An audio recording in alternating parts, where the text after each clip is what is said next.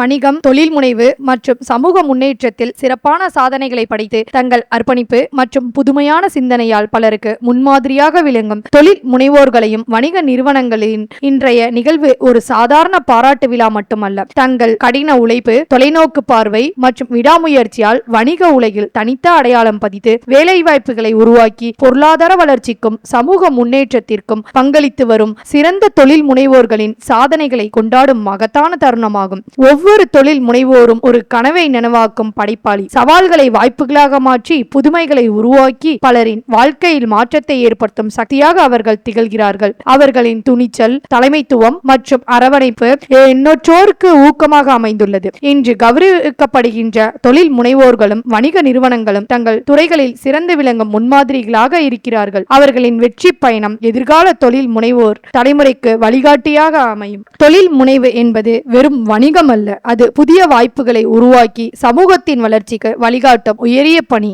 சிறந்த நல்லாசிரியர் விருது ரா. ஆனந்த் ராஜ், வேதி பொறியியல் துறை, சிவசுப்பிரமணிய நாடார் பொறியியல் கல்லூரி, சென்னை.